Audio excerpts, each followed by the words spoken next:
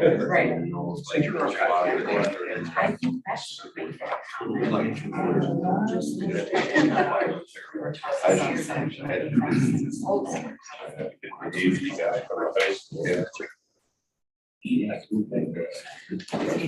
That's not a bad idea. No, they're kids. We are in talks, but there's a Steve Timmons in our office is resigning. He's gonna go work for the so we're waiting. All right, everyone, welcome. Call this meeting to order. We all stand for the pledge of allegiance.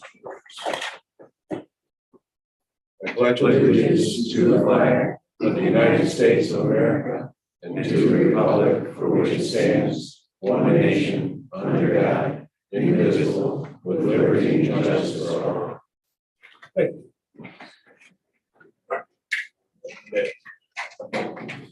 Matt Bulgara, Here. John Leo, Here. John Cox, Al Blanca, and Nancy Roundell. You have a quorum. And I guess we go citizens comment. If there's something that's not on the agenda, this is your opportunity to address council. You probably, Victor has it in his manager report, but Steve Timmons put in his letter to retire. So if you see our posting for a new position, Steve's been here for 38 years and he's stepping down and retiring, but it's a positive thing for him because he's getting a job for the Harbor Springs Public Schools as like an IT person. So it'll be a good transition for him. He's 61, done a great job for the city for a long time. He knows everything. I'm going to deeply miss him. As far as the road and as far as our computers, he does everything for our computers, but you saw the posting, so I've got it open. So right now I have 2 people apply, so we'll see what goes. So good. All right. Anyone else for public comment?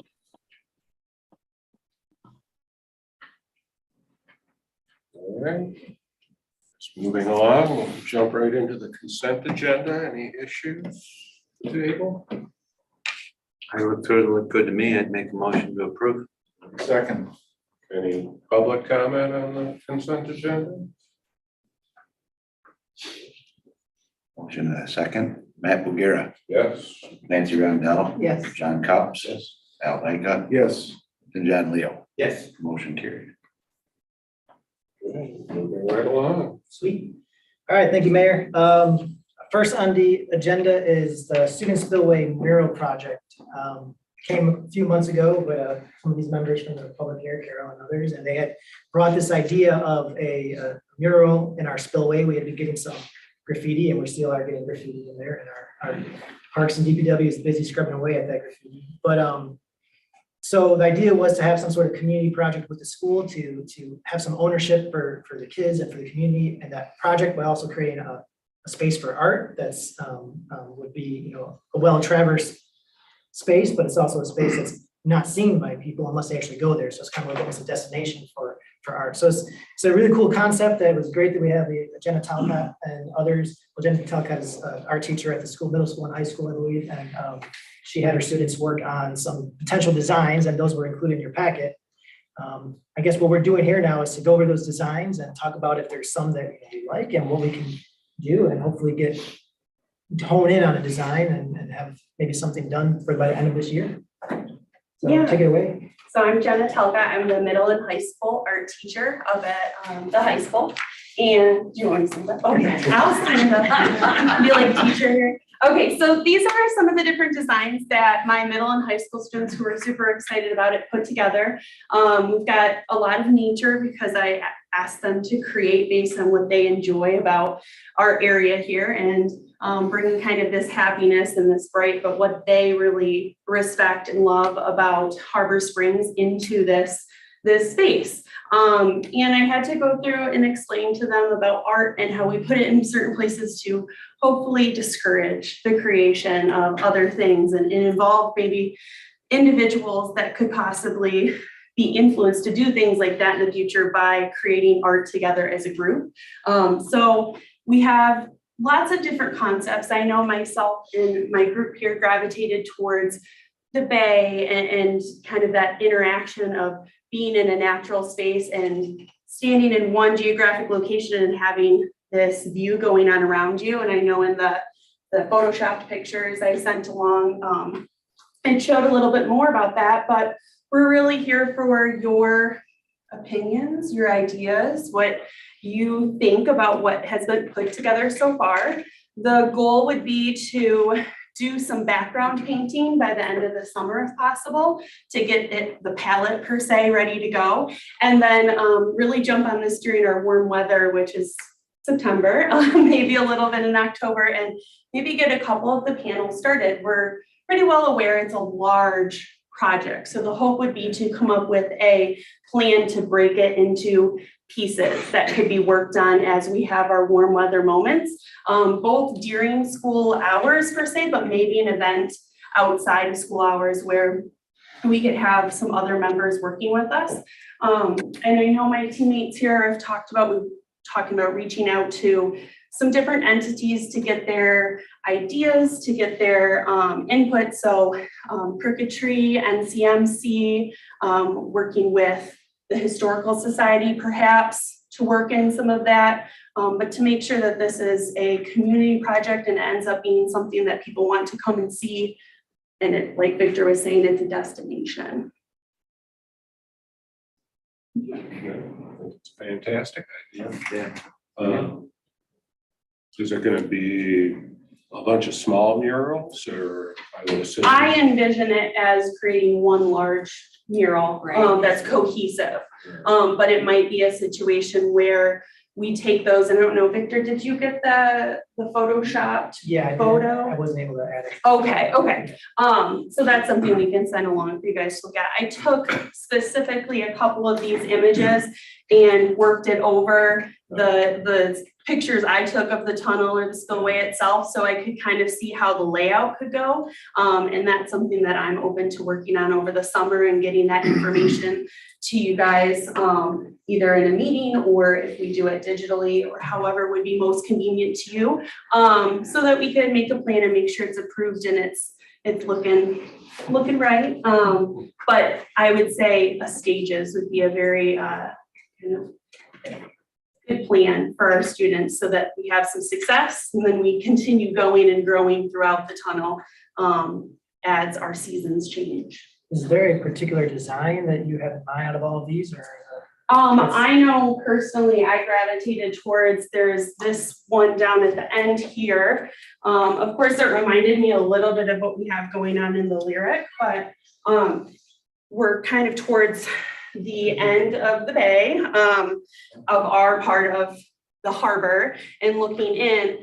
We had some students who really gravitated towards nature too. So involving buildings, but also involving those animals, those trees, those things that are important to them and that they connect to as well. That's what I gravitated towards as a project, something simplified, but the ability to add those smaller details in there as well. Something where you could do. Go ahead. I'm cynical. We noticed that in the tunnel, we have these 5x8 sections. And so we were thinking about, we tried to group the drawings with the themes, and we knew this kind of nature theme and maybe the water, sailing, boating theme. And we thought, if we could get at least 3 possibly sections on each side started in the fall, and then we could build on, because the way the sections are, it almost leads you to do that, but it could be one of all.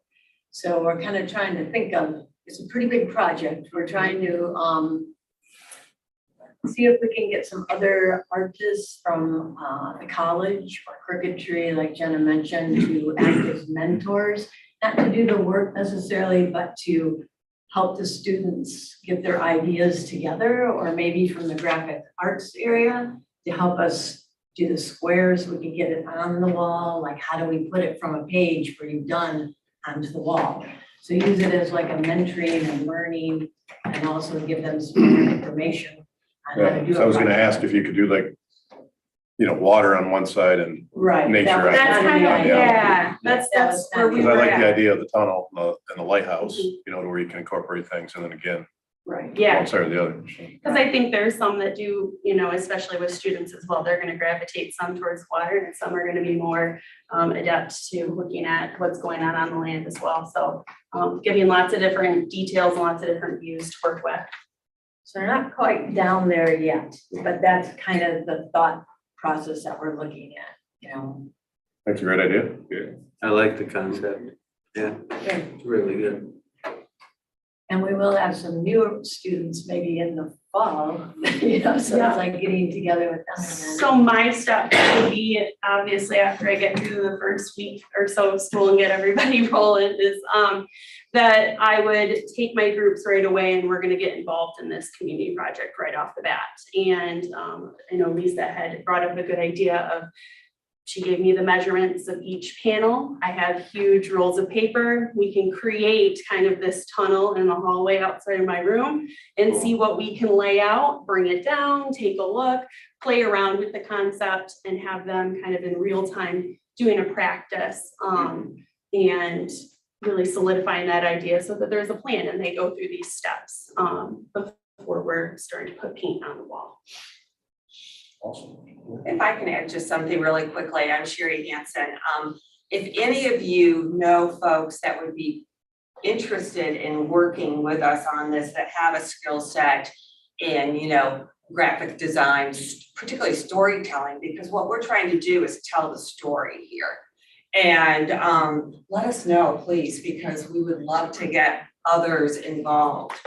So you can contact any of us. Victor has our contact information, so. How would you envision the selection process for the final panels? That's a great question. That is a great question. Because, I mean, there's some great ideas there. Yeah.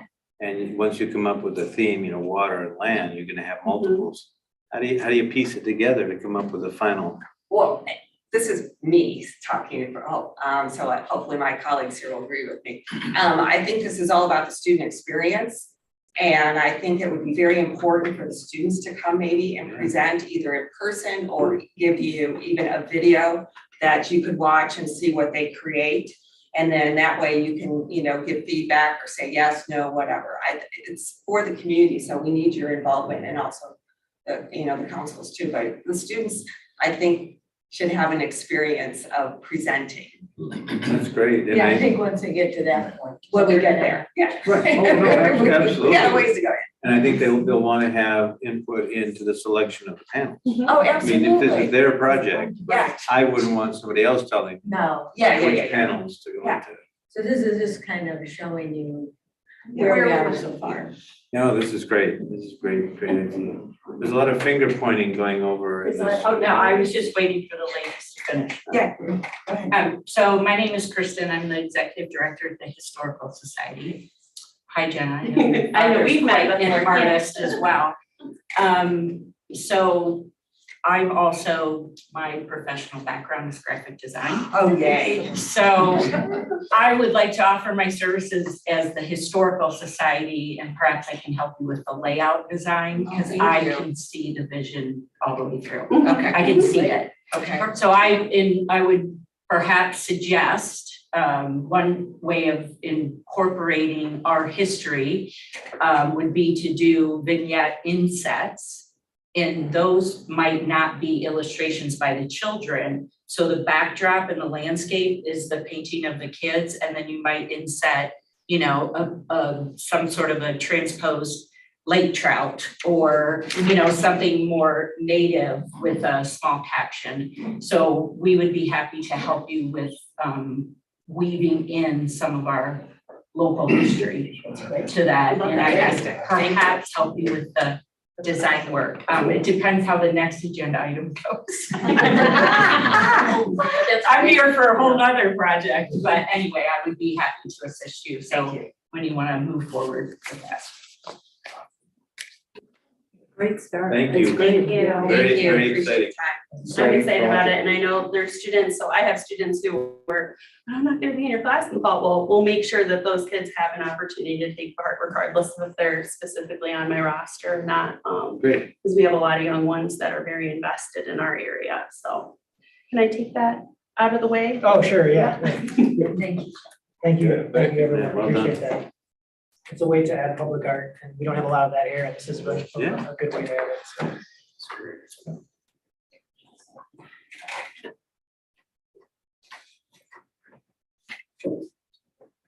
All right, item 3B, establish rules of order for council. This is a redevelopment ready community best practice. So the redevelopment ready community has several best practices that we must achieve or attain in order to be certified for the RRC. And the RRC really is, as council knows, we've gone through this twice, we have 2 separate resolutions, but really it's one way of increasing and improving the processes and planning of city government, as well as then it avails the city to grant opportunities that otherwise wouldn't be available. So we decided to go through this process so we can make ourselves available, make those grant opportunities available to us, as well as improve some of our processes here.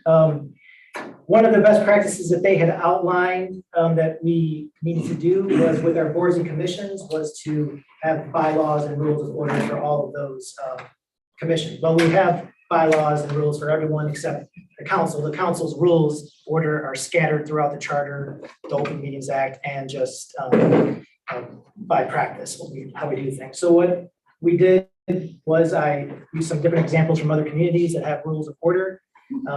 And it's really a blend of Robert's Rules of Order, what they say in their charter, Open Meetings Act, and I created a couple page sheet here. And this is just showing you what the RRC evaluation, 4.4 is the section we're talking about. The last task on that 4.4 section was to post rules of procedure for council.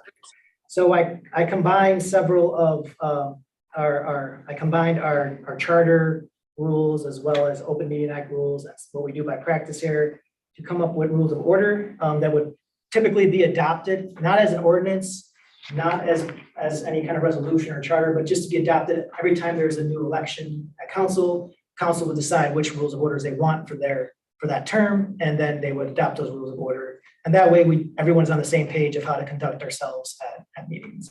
And it's pretty simple. It talks about when meetings start, what's required to post special meetings. When we take public communications from public, they have to provide it to the staff a certain time in advance so we can include it in the packet. That explains the mayor's powers, when a quorum is required, a roll call, how we conduct business. Rules of debate, pretty straightforward. One member is recognized by the mayor to speak at a time, and we shouldn't be cutting each other off. Pretty standard stuff there. And we already had rules of order, not rules of order, but public comment rules. So I just attached those to this as well. And yeah, basically that's what this is for. And it's just another box to check in our RRC requests. Probably could be another, like I said, probably 1 to 2 years before we meet all of these best practice standards, but we're chipping away at it. So what my recommendation is, if you guys are okay with these rules after having read them, is, let's just, adopt them as our rules of order, and then at the next election, the council will review these, and if they want to edit them or change them or add upon them, they can add their own rules. So this doesn't have to be, as I mentioned, an ordinance or anything like that that's set in place permanently. It's for you to run a better meeting for yourselves. So yeah. I read through it. It sounds like our meetings for the most part. It's actually just putting it in writing. Right. I mean, it's Just formalizing and documenting what we're already doing. And this will satisfy that item for the RRC. 4.4, yeah. That's a good idea. So I make the motion to adopt our best practices. for Rules of order. I'll do that. I'll make the motion. You want it? John? I'll second it. okay. Wait a minute, what do the rules say about it? Yeah. You guys have already messed that up already. I'll do a roll call just because we're putting it in paper. John Leo. Yes. John Cops. Yes. Matt Bugira. Yes. Nancy Randall. Yeah. And Al Dyke. Yes. Motion carried. That roll call is at my discretion if you'll read in one area in here. I signed it, and this is the first time I've actually looked through it. Okay, great. Item 3C, which Kristen said she was here for. Not anymore. The Andrew J. Blackburn Museum, that has been under the city's ownership now for about 5 decades. It was deeded over to us by the state or a state historical commission. I'm not sure exact title of it, but it was deeded over to us as one of the requirements of that deed was to be used as and operated as a museum. Otherwise, it would revert back to that entity that deeded to us. So for a while, the Chamber of Commerce had been located there. And as that, we realized that that lease had come up for expiration. We took a look at the deed and said, well, you know what? Best practice here is we need to operate the entire museum as a museum, and so to mitigate that, any potential risk of this, us being in violation of that revert clause. So the chamber, they eventually found a place to go. And then part of our plan here as city staff, and we talked with, council, was to look at, who would be best to help manage that collection. The city owns the collection, owns the building, but who would be best to help manage it and keep it open? That's required. And we've talked with the Historical Society past several months. Last year, the fall and winter time, contract with the Historical Society just to do a basic assessment of the collection, what our previous museum staff had uploaded into our museum software, just to to see where we're at with the catalog and everything. And now at the next stage is, it's been a closed museum for several months since the chamber has moved out, and we're looking at to reopen the museum to have staff there. We had a staff that we were paying previously, probably $25,000 a year, depending on the year. And the second thing was to have a vision for that building. That is one of the oldest, if not oldest, buildings in town with some of the most historical significance. And we want to find a way to make sure that that space is worthy of that history and significance. And one way to do that is to really improve upon that space, is to make it actually usable and presentable as a museum. And what we're looking at is a long-term goal here, to make sure that space is, as I mentioned, worthy of that history. And as you know, last year for this budget season, we transferred in $125,000 from the Andrew J. Blackburn Museum to sustain the general fund, or to balance the general fund budget, which left us with about $50,000 left in the Andrew J. Blackburn Fund Museum. Council said that their goal is to replenish that museum fund once we find the money and the revenue to replenish that general fund or make up for the shortfall.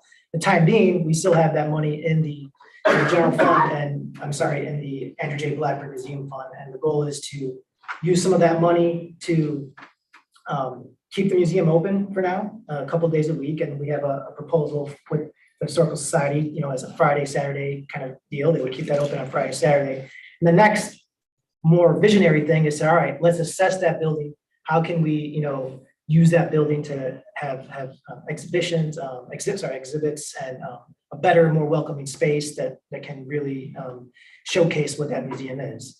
And we have some money then to put toward that vision. And the Historical Society is willing to take on that role of creating a storyboard for us, right? That will, when people enter that museum, they can see what the potential is for that museum. They can see, ways to potentially donate for the museum. But also really another aspect of that is to assess the building. How suitable is the building for certain exhibits and for certain displays, and how suitable, what needs to happen in that building to improve on it, to make it, worthy of what can be done there. So the Historical Society has proposed a contract with us. I think the overall was for until 2022. I think it came out to about $34,000, if I'm correct. Some of that money would be used for obviously staffing to keep it open, and others would go toward operational planning and the management of exhibits and the building assessment. Once December 2022 comes around, we'll have to reassess where we're at with the budget, with the general fund, and where we are at with other revenue sources to determine what we can do for 2023. But I think it's a good community project to get started on this. It'll contribute to that historical section that we have going on there, that part of town, with the Old City Hall as a history museum. Shea House, the historical museum, is working really hard on that. the Shea Boat at Shea Park, and then now the Andrew J. Blackburn Museum, to really make this area be, viewed as that historical corridor, and into town. So I think this just there's no firm end date for what we want to do. There's hopes, in 2024 that we could have something, there.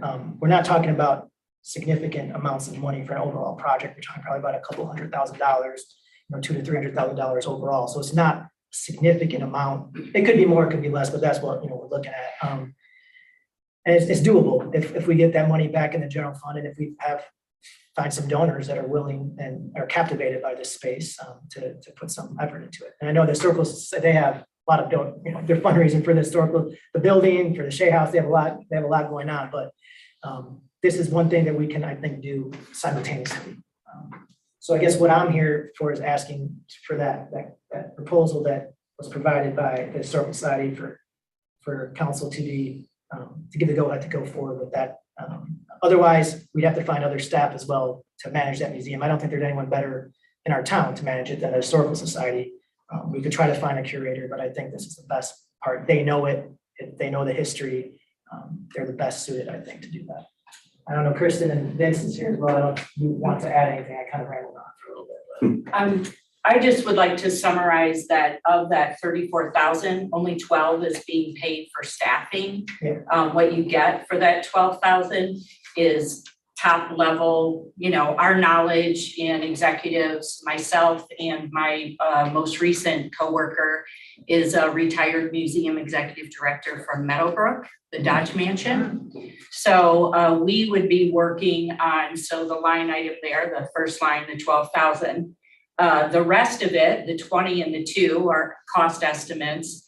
Those materials and the production that comes out of that, you're gonna need no matter what. So while we're keeping it open, letting the public come through there, we're also going to be able to help you get the resources you need to move forward, whether you move forward with us as a staff element or a management of that collection, or if you move forward on your own. So you will walk away with what you need to carry on. And it is important to us, Victor, if you scroll up to the top there of our page, the top of my page. So without it being a contingency, and I can't read it from here, but that top line there, with the ultimate goal of completing the design and installation of a reimagined Blackbird House Museum, plus any needed building restoration for a grand opening in spring of 2024. What we want from you is to encourage you and inspire you to move forward. We really don't want to go in there and just keep this open for the summer and then step away from it. We want the time that we invest, we would like to know without making it a contingency of the deal, but we would like to see smiles on your faces that yes, you too want this to be a museum by the spring of 2024. And those steps, which are part of the 34,000, those are really major steps to get us there. We have met with professionals in both of those categories, and we piggybacked them when they came to do the Shea House. So we already have, Gratis have done a lot of work for you, and Victor has some of those more detailed quotes that we received from them. And I really do believe this job can be done for 200,000 total. That is a portion of the 200,000. So did that inspire anyone? I'm Not the looking last forward part. that in a mural on the wall. Yeah. Do I hear it? So. Yeah, no, I think it's a great idea. I mean, you get a good little operation going. We certainly can't run a museum. We've tried. Time. It's not without challenges for us either, Right. but I don't think there's ever going to be an easy time for us to dive in from a staffing standpoint. And right now we have Jeff Upward as a very part-time employee and volunteer, half and half, who has the strategic thinking to join me and the board in pushing this forward. And he will occupy the space and he will be the main staffing person there. and to do, further research. And there's a couple contingencies. We do need a desk. I don't have an old one laying around. I looked and hoping you can provide a desk and Wi-Fi service. I believe there's Wi-Fi there. Just Okay. to interject, that might be a very minimal package. Yeah. But I believe there is Wi-Fi there. So that's 2,000 of it, so you can save a little bit of money right off the top.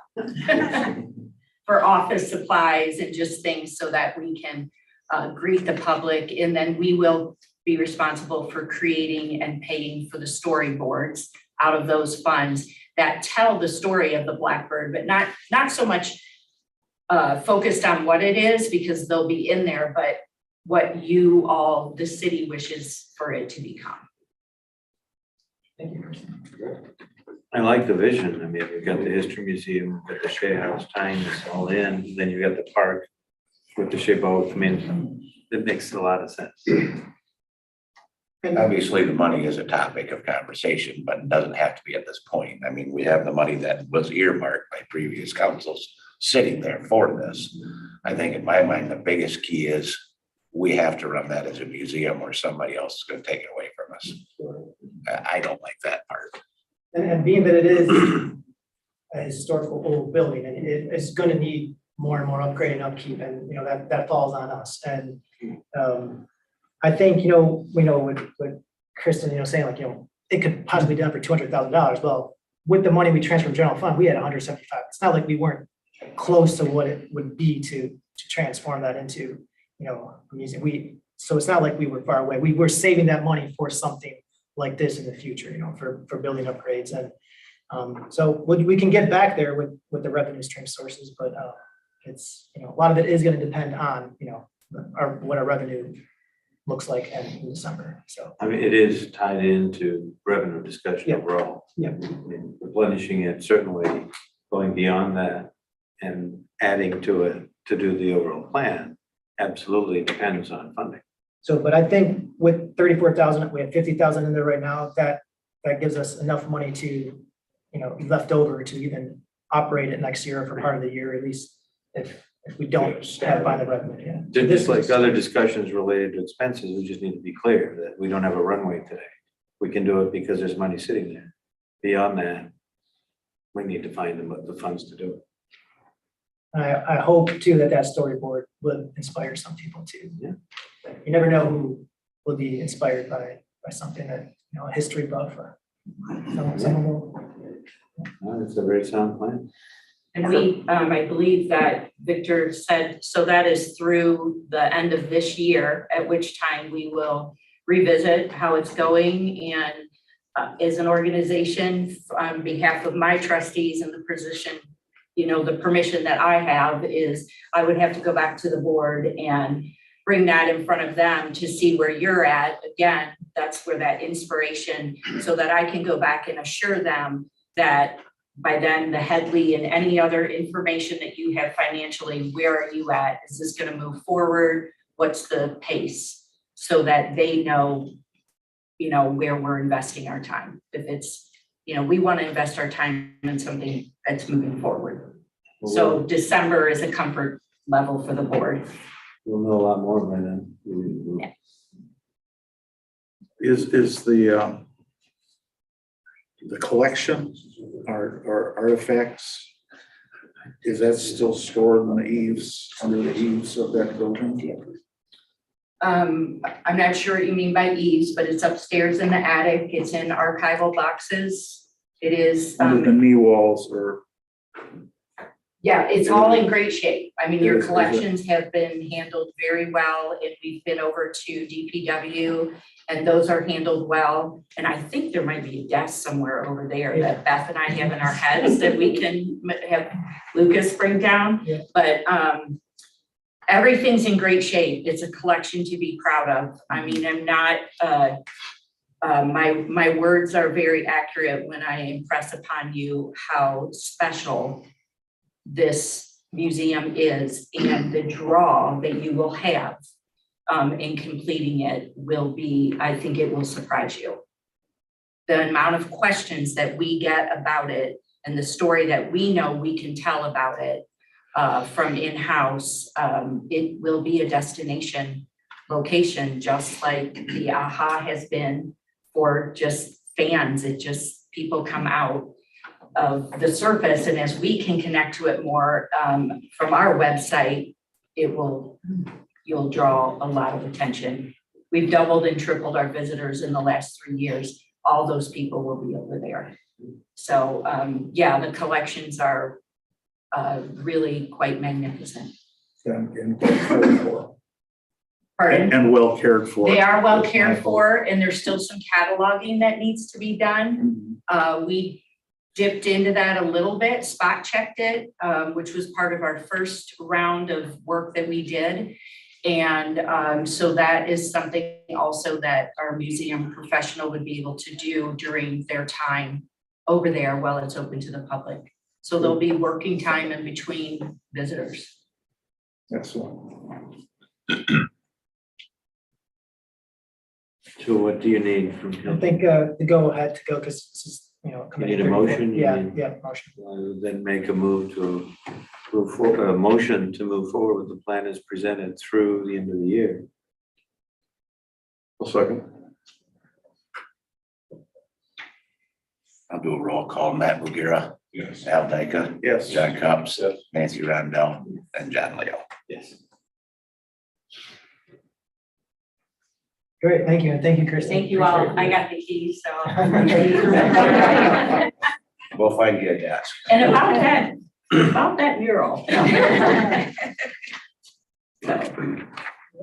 Moving on, Thank item you. 3D, Harbor Master Building Design Alternative. Last week, the Harbor Commission, was it last week?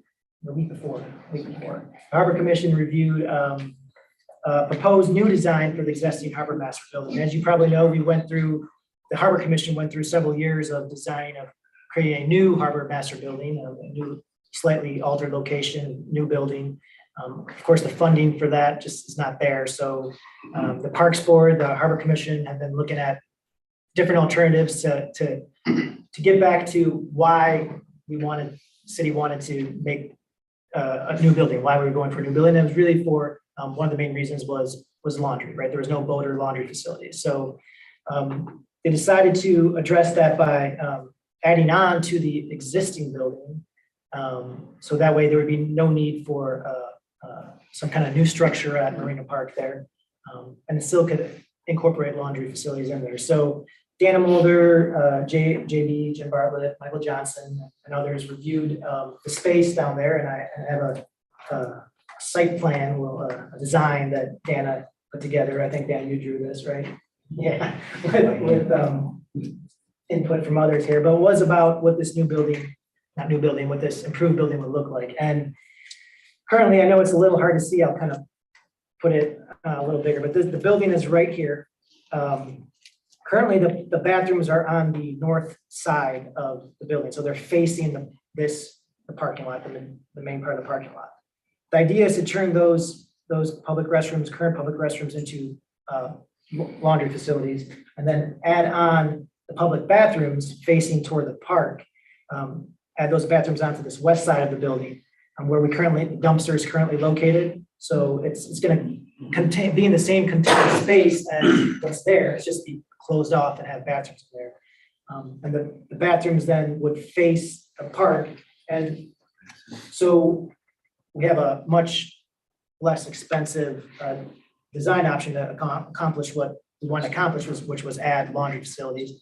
But just as important, it kind of improves the circulation there. And this is just a rough design. We'd have to go to professionals to really nail this down. But you're eliminating all the pedestrians walking through the parking lot to get to these bathrooms. Instead, they're coming to the park, probably gonna walk along the sidewalk to go there because there's no point to cut across this parking lot. So it solves that. But this design also includes, in addition to adding on to the building, improving the parking lot circulation by aligning Spring Street with the entrance here and doing some parking lot changes right here.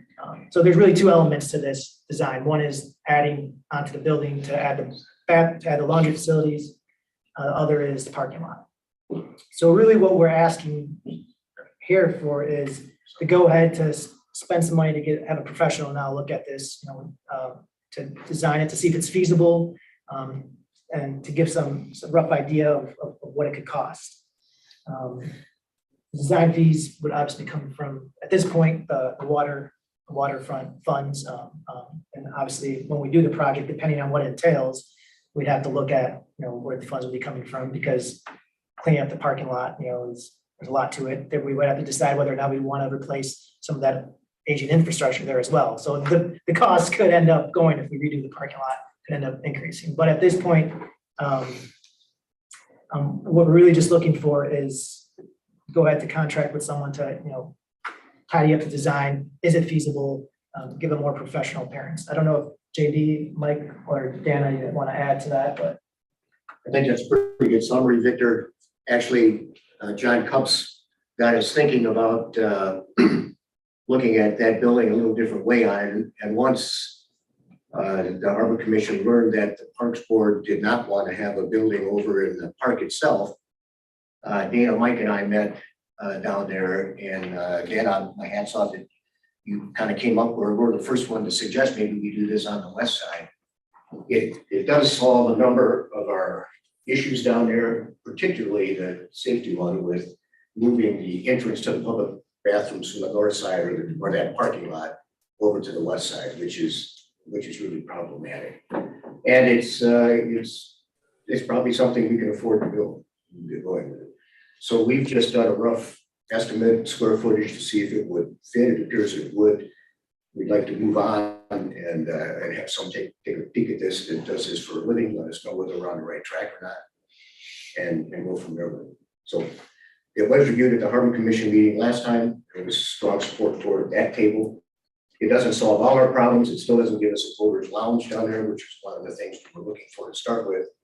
But it does solve the biggest one, which was laundry. If we can get that out of the way, then I think we'd be pretty happy down there. So if you have any questions, I'm happy to answer.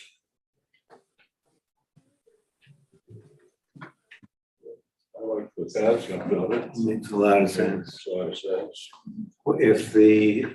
If the new public bathrooms are going to be where the dumpsters are now, where do the dumpsters go? We think the space is sufficient enough to move the dumpster north where the police car will.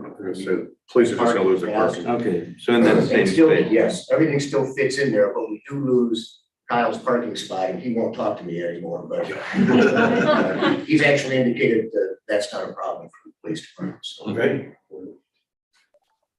And when you say clean up the parking lot, what do you mean like clean up the parking lot? Okay, so the Design, the change the design, design. yeah. But how? Here, I'll show you right here. Actually, at the Harbor Commission meeting, we didn't talk much about the parking lot. That sketch came from the original new building design down there, which is a great improvement. That's what I was We'd love to wondering. see that happen, but right now we're focused on the bathrooms. But right now, you can do the building without Yes. messing with. I'm just clarifying. Minor improvements just in that area. Yes. We can talk about the infrastructure and the. parking Yeah, lot. that's for later. That's not part of this. Okay. This That's a I'm whole just trying to different clarify what we're saying, Yeah. go forward with today. Is it the harbor master and the bathrooms, or is it the whole thing? This was just part of the From design. the Harbor Commission, it was the bathrooms. Just clarifying. Does that make sense? I'd make a motion to approve the go-ahead on that, get it done. I'll second that. Public comment before we vote? I think it's a good idea. Thank you, Mr. Butler. We're not really making, we can just do a consensus vote. All in favor? All in favor, aye? Aye. Opposed? Alrighty. Great. Well, Nick, you are up. This is item 3E, truth and taxation, public hearing and resolution established at 2022 millage rate. All right. You have that thing that I emailed you last minute that you could throw up there. Yes, I did. That might clarify things just a little bit. I should have put it in the package, but Let me get this. Don't take.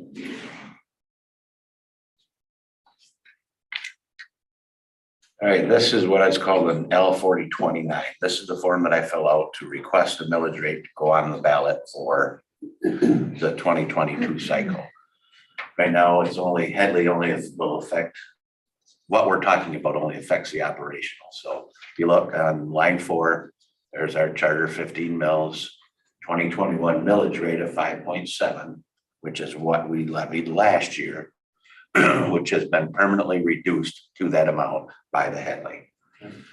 So the 2022 current year millage reduction fraction of 0.9919, which is the Headley reduction fraction that we've all talked about ad nauseum. We'll then bring that down to 5.6995. Now, there's a final step, which is easily overcome by a public hearing such as this. The truth in assessing and equalization millage rollback fraction. What that is that gives the county the ability, if, for instance, our assessing department wasn't doing its job. So if we were outside the parameters of what the rest of the county is seeing, they would be able to say, okay, here's this fraction that we will apply to that, and it would further reduce it. For instance, this year, it would be, I think it's 9.606.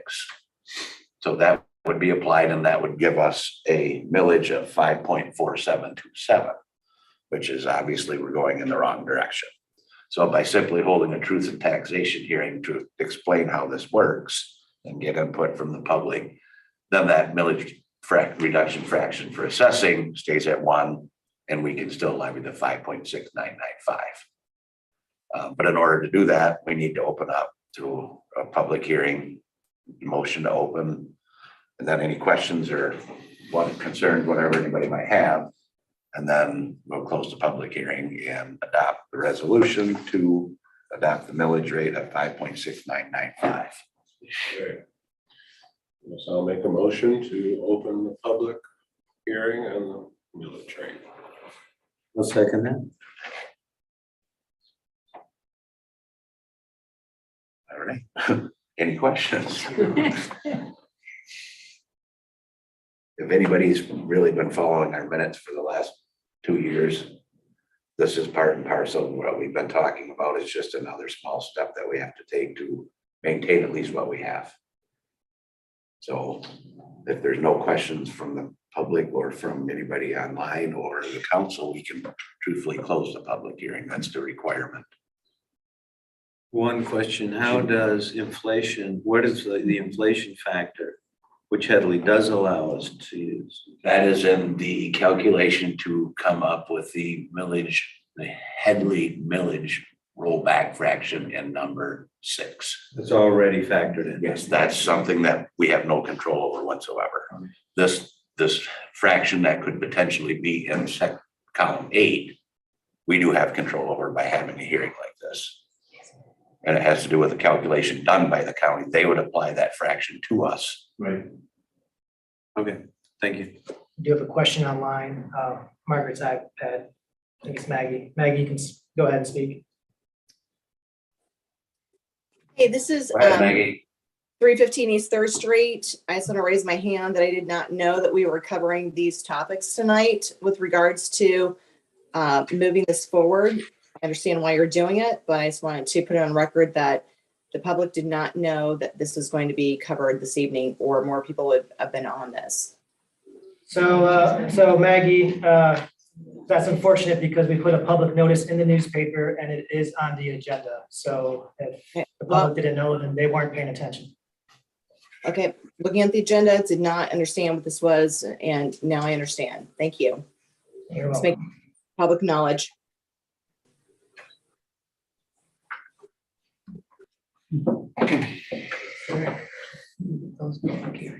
Yes, I guess I'll make the motion to close the public hearing. All in favor? Aye. Opposed? Public hearing closed. Only now we can make a review of the resolution. This need a motion in a second, and I'll do a roll call on a resolution. Now, when you said, the package said that with this millage, that we will have a shortfall. Yes, and that is a question that was posed to me by Victor, just to explain that real quickly. When we do all of our budget at the end of the year, we don't have the figures from these millage reduction fractions. We don't know our taxable values. Now we do, so I budgeted $1,710,000 in revenues. Projected coming in from our millage. Okay. With what we've come up with factual data, we will recognize $1,740,000. So we had more, $30,000 more revenue coming in than what we'd anticipated. It still leaves us a $95,000 shortfall. What it would take to balance the budget without the transfer from the historical fund. So yes, I mean, we're still at the same spot we were 40 minutes ago. Needing relief for peddling. Correct. Or paid parking or reduction in services. Correct.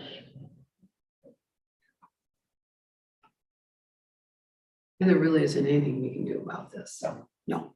I mean, it's There's done, yeah. No, it's just an opportunity, like Nick said, to revisit where we're headed. Yeah. Where we are, where we're headed, and what we need to do. So Nick, if I understand this correctly, if we have this hearing, but we don't adopt a resolution, for example, if that's council, we would be levying for 5.4727? Yes, if we would not have this tooth and taxation, the county could, based on their criteria, limit us to 5.4727 mils by simply having this truth and taxation hearing, which was published in last Wednesday's Harbor Light. We are able to levy the millage up to our maximum allowable of 5.6995. That's what the resolution proposes. Right. I would make a motion to approve the resolution as presented and discussed. Second it. Okay, Matt Bugera, Yes. Al Danka, Yes. Nancy Rondell, Yes. John Cups, John Leal. Yes. Motion carried. And that is all that. That authorized me to put the tax bills together. Hey, Joy. Say to it. Great. All right, city manager report. First Street Water Sewer Project is about complete. They're just putting some grass seed if they haven't already done that. So kind of on time. They said middle of June, so they wrapped it up last week. So that's good news. Feedback from residents on Third Street is that they were really pleased with how the project went, how the crew operated, how polite they were, the speed with which they did it. We've got a Third Street resident right there. So well done. That's it. Thank you. We are actively soliciting bids for the boardwalk viewing platform reconstruction. Council had talked about this at last meeting. I benchmarked put together a little package. He's estimating, this is just a ballpark figure, maybe something like $50,000 is what it would cost to just do the platform alone. We'll see if we have any takers on that construction project. I am meeting with a prospective bidder, someone who builds boardwalks for a living, not someone, a company that does it. They're coming up tomorrow to look at our boardwalk and. To look at the East Side project and to talk about Yeah. this. Yeah, so should have more news on that. City Hall will be closed on July 4th and July 5th, and after Independence Day. July 4th is a holiday, July 5th is a day. City Hall staff usually do this every year. They use their PTO to take off one extra day to make it a long weekend, so. Both the 4th and 5th. As Chief Knight mentioned, Steve Timmons is retiring, 38 years in the force. We will have another meeting recognize his dedication to the city, but just pass it along. We also have our electric apprentice, Donnie Schlappy. He's accepted a position at Great Lakes Energy, more pay, the private and co-ops opts put a lot more pay, but we do appreciate Donnie's, everything he did for the 3 years he's been here about. He's a great worker. We'll miss him, but we have 2 job openings now, electric apprentice and a officer. I put on council's desk, this boardwalk fundraising pamphlets. A big shout out to Dana Mulder's and Bill Mulder's daughter, Lucy Mulder, who put this together for us, worked with the Parks Board and members of the Parks Board to get this fundraising brochure. And we're going to distribute this to the public. And it's really well put together. It's really professional. I think it's, I think it's going to help. We do have already $50,000 raised from a donor, the Clarks, Robert Clark. They donated $50,000, so we're up there, we're making progress. We have a thermometer. We have a thermometer on the website, so we can keep track of how much we're making. Some other things, we had quite a few board and commission meetings, the planning commission, had a special land use request for a rooming house on Traverse Street. They did not approve that. DDA had some discussions on the tree bed gardens and Merchants Walkway. Of course, we just talked about the Harbor Commission reviewed the alternative harbor master building design. They had a public input session on the harbor plan, which there wasn't much public input there, but we do have a harbor plan survey, 20 questions. It's the link is on our website. We'll be taking responses for about 6 to 8 weeks. And we'll have another public input session at the Harbor Commission level in August, probably the August meeting.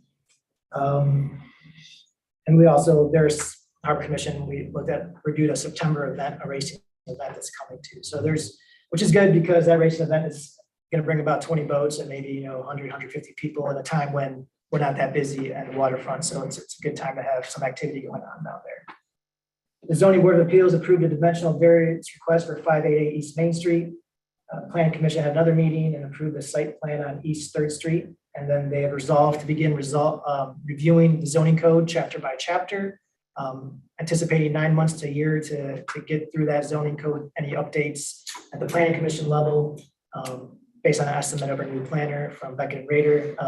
Once we review that zoning code, it will come to council for approval. And we're also going to have our next Planning Commission meeting.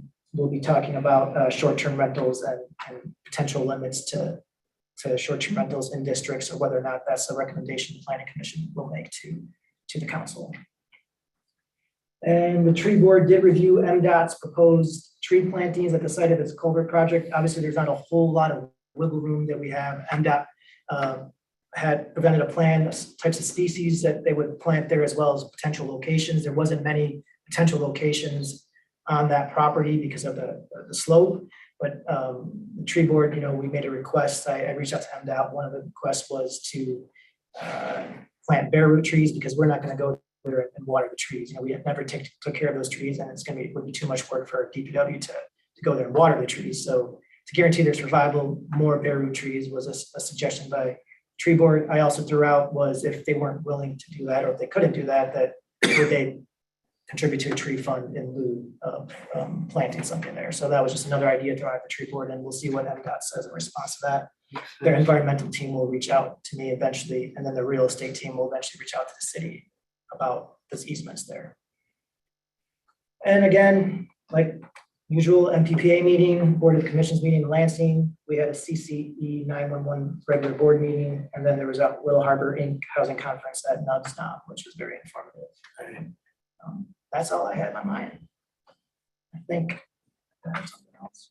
Oh yeah, I do have something. I got a call from Superintendent Michael Berman, who has 9 days left, I think, now before Vlad Plackmeyer takes over. But he had asked, I'm not going to be in town next Monday, so he would like maybe potentially a council representative or two to attend one of their design review sessions for their elementary building. They're just going to go through the initial designs and maybe just have a council member or two just there to understand and report back to council on what the school is doing there. It's next Monday, 3 to 5 p.m. at the middle school large group room. So if one of you or two of you are interested, just email me or decide to go. There's really not much you to comment on, but more so just to get Interesting understanding. to see what the plan is. Yeah. Initial stages. That's all I have. Great. Thank you. Any new or old business?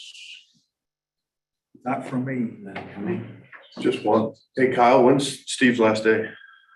The 27th, I believe, of July. We're gonna have a little get together. Right now, we're in the plan stages of the 24th here, maybe. I think that's a Friday, whatever the 24th is. And our next council meeting is July 18th, because July 4th is on a Monday. So we have a month. So I amended that council meeting. I'll try to get Kim in here for that meeting. I do have one thing for us to think about. Nancy, you commented a few times about getting the dogs off the Snow Street Beach. compromise might be convert the deer park to a dog park and then do a open swim for the dogs early in the morning and later in the evening. Is something to think about going forward. And because the demand for a dog park is so high, and the deer park is an expense for the city. So we don't have to talk about it tonight. Think about it. Maybe someday we can get that on the agenda. That'll fill the room again. Just thinking that. Have these quiet meetings. And remember those meetings. So just something I was thinking about, might be a good compromise for getting the dogs off the beach during the day when people are there sunbathing, playing with their kids. That's all I have.